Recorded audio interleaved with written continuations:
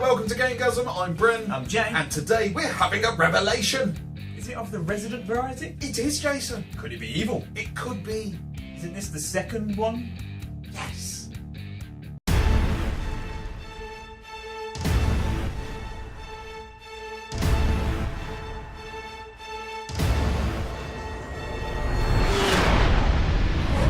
Welcome to Resident Evil Revelations 2. The game begins with Claire Redfield and Moira Burton, Barry Burton's daughter, being abducted by armed men who crash their party. They wake up in an abandoned prison with bracelets strapped to their wrists. Confused and with no idea how they got there, they must search for a way out.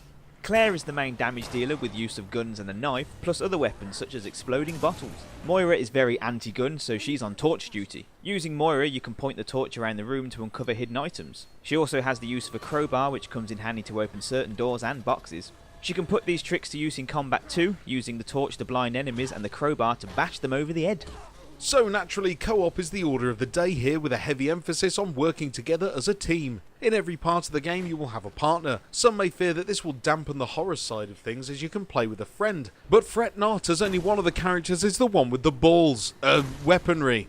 A lot of the time your counterpart will be placed in situations where you will need to protect them, etc.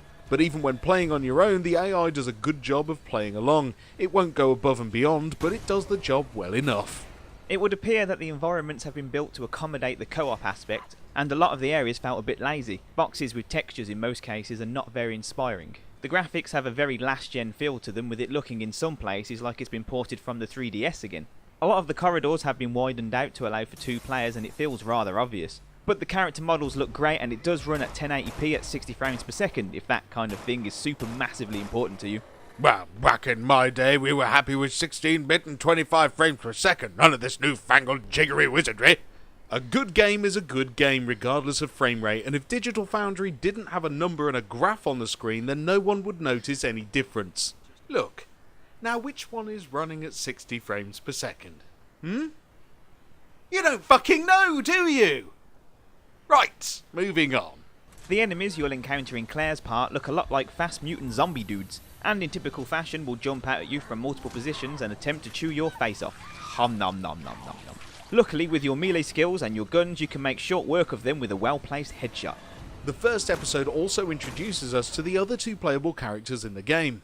The man, the legend, Barry Burton. And a strange young girl named Natalia? Barry Burton has come to rescue his daughter and he's packing some heat. However, Barry's story is less combat heavy than Claire's. The enemies are much slower, almost like the original zombies we know and love.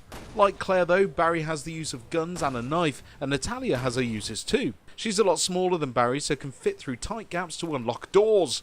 She also has the power to detect enemies in the area and through walls. This can be quite handy when you want to catch your enemies unawares. She can also pick up and use bricks for weapons too. So far it feels like Revelations 1, and kinda looks like it too. It reeks of being optimised for digital distribution, but shouldn't matter too much as the game is awesome, right? Well, so far from what I've played of the first episode, it's nothing special at all really, but we'll play it because it's Resident Evil. But the original Resident Evil, with its locked off camera and tense mansion gameplay, is still more appealing and looks better too. Stay tuned to Gamegasm, as we'll be unleashing a full review once the game finally gets a physical copy on March 20th. Well, Jay, if this review was any tighter, we'd be Gamegasm sandwiches.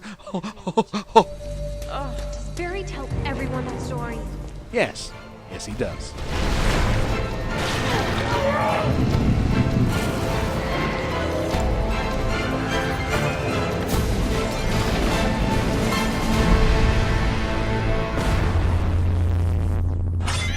As an insight to what we thought of episode 1 of Resident Evil Revelations 2, the full game will be out March 20th along with their review. Yes, Barry Burton told me another joke recently. God. Yes, why do zombies only date intelligent women? Because they love a woman with brains. I think it's the brains. Zombies like brains. You're an idiot.